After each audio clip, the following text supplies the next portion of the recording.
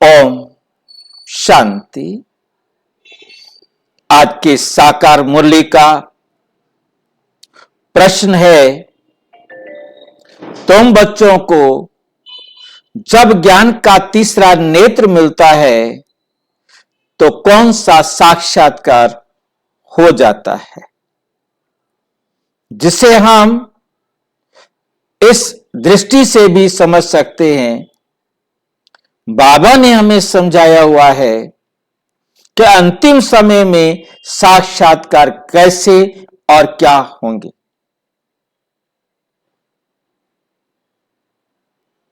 अंतिम समय में कैसे साक्षात्कार होंगे। आदि में साक्षात्कार हुए, अंतिम समय में हमारे साक्षात्कार कैसे होंगे और क्या होंगे। आज इस प्रश्न का उत्तर बाबा ने आज की मुरली में दिया है।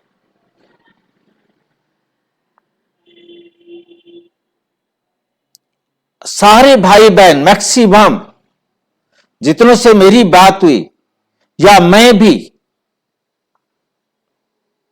ये समझता था कि जैसे आदि में भाई बहनों को, दादियों को साक्षात्कार हुए, ऐसे हमें भी साक्षात्कार होंगे।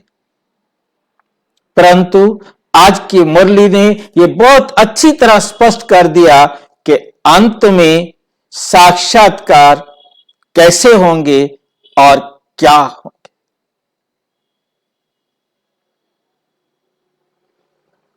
आज की मुरली को समझने से पहले बाबा की भाषा में हम ये जरूर समझ लें कि साक्षात्कार का मतलब बाबा ने जो आज मुरली में लिया है, अंग्रेजी का इंटरव्यू।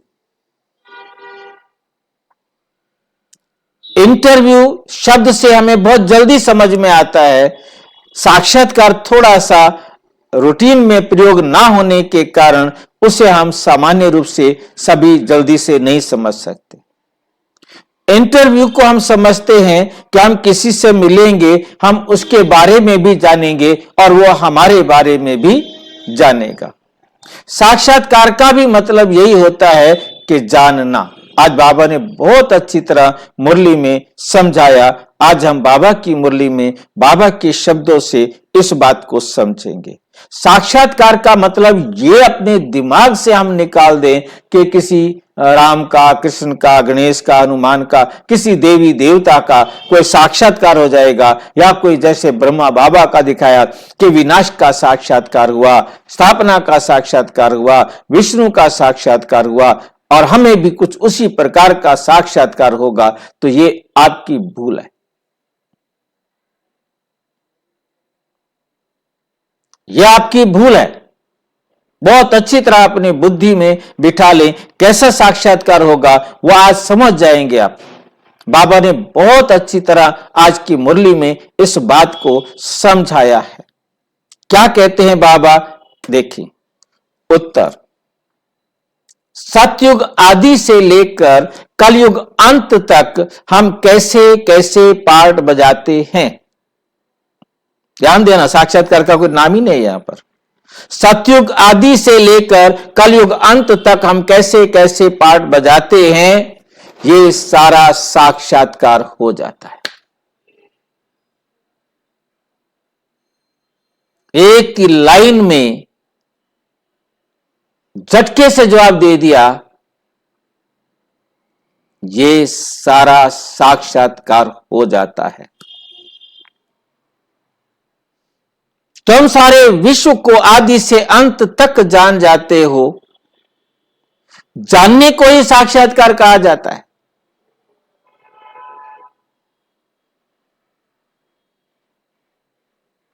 बाकी इन आंखों से, इन चार चक्षुओं से देखे जाने वाला कोई भी साक्षात्कार नहीं होता, वो सपना होता है। विजुअलाइजेशन साक्षात्कार नहीं होता, वो अपना अनुमान होता है।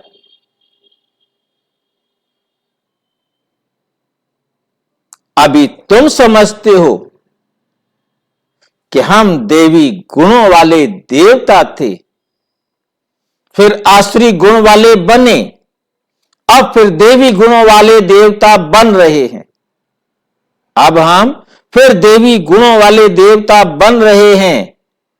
अभी हम नई दुनिया में, नए घर में जाएंगे। नई दुनिया में, नए घर में जाएंगे। बहुत ध्यान से हम इसको समझ रहे हैं कि बाबा कैसे हमें समझाते हैं। जैसे बाप ड्रामा के आदि मध्य अंत को जानते हैं, वैसे तुम एक्टर्स को भी, हम सब आत्मा एक्टर हैं, तुम सब एक्टर्स को भी ड्रामा के आदि मध्य अंत को जानना है। फिर से रिपीट किया है बाबा ने मुरली में, जानने को ही साक्षात्कार कहा जाता है।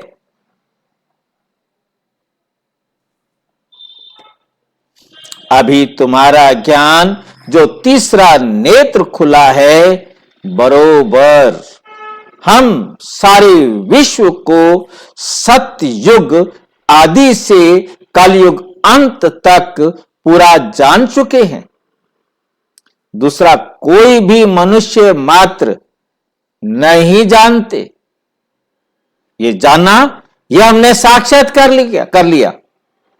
अब उस साक्षात्कार से हमारे जीवन में कोई परिवर्तन आया, ये हमने सोचना है। तुम समझते हो, हम जो देवी गुणों वाले थे वही फिर आसुरी गुणों वाले बनते हैं। फिर बाप आकर देवी गुणों वाला बनाते हैं। बाप आते ही हैं पतितों को पावन बनाने। दुनिया में और कोई को ये पता नहीं कि ये देवी देवता घराने वाले ही पूरे 84 जन्म लेते हैं। पावन भी तो पतित भी बनते हैं। ये किसी की बुद्धि में भी नहीं है। अभी तुम समझते हो ये तो जड़ चित्र हैं, एक्यूरेट फोटो तो उन्हों का कोई निकल ना सके। वे तो नेचुरल गोरे हैं, प्योर प्रकृति से शरीर भी प्योर बनते हैं। यहां तो इम्प्योर है। ये रंग बिरंगी दुनिया सतयुग में नहीं होगी। श्री कृष्ण को कहा जाता है श्याम सुंदर। सतयुग में है सुंदर, कलयुग में है श्याम। सतयुग से कलयुग में कैसे आते हैं तुमको नंबर 1 से लेकर मालूम पड़ा है। श्री कृष्ण तो गर्भ से निकला और नाम मिला। नाम तो जरूर चाहिए ना। तो तुम कहेंगे श्री कृष्ण की आत्मा सुंदर थी, फिर श्याम बनी। फिर क्या बन गई? श्याम बनी और सुंदर कहा जाता है। उसकी जन्म पत्री मिल गई तो सारे चक्र की जन्म पत्री मिल गई। कितना रहस्य भरा हुआ है जिसको तुम ही समझते हो और जानते हो। जो ये जान गया है उससे साक्षात्कार हो गया है। और फिर बाबा की लाइन को याद करना है, सिर्फ साक्षात्कार से कोई लाभ नहीं। याद रखना है, साक्षात्कार से कोई लाभ नहीं। ब्रह्मा बाबा ने साक्षात्कार किया, दादियों ने साक्षात्कार किया, जीवन में परिवर्तन आया। उस समय का जो साक्षात्कार का रूप था वो वही था। दादियों ने, बहनों भाइयों ने उस समय जो देखा कि देवता, पवित्रता, बस देखते ही उन्होंने जीवन में धारण कर लिया कि हमको पवित्र रहना है, हमको फिर से ये देवता बनना है।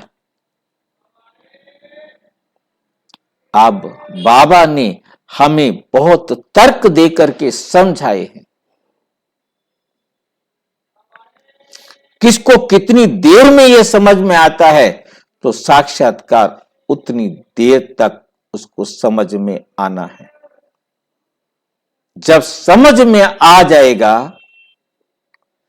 तब समझो कि साक्षात्कार हो गया।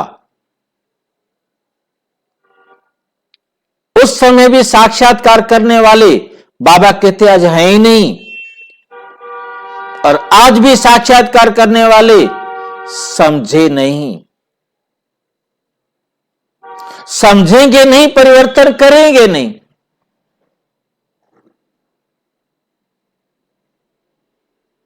अब इस साक्षात्कार को समझना है और परिवर्तन करना है।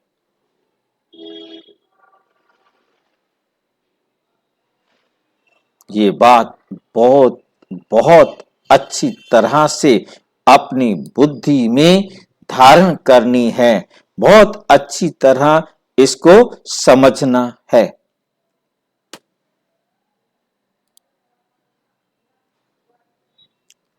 अच्छा, ओम शांति। और विस्तार से जानने के लिए प्रजापिता ब्रह्मा कुमारी ईश्वरीय विश्वविद्यालय के किसी भी सेवा केंद्र पर संपर्क करें। और यदि कोई प्रश्न है तो 9213106986 पर केवल टेलीग्राम करें, 9650692270 पर केवल व्हाट्सएप करें, फोन नहीं। ओम शांति।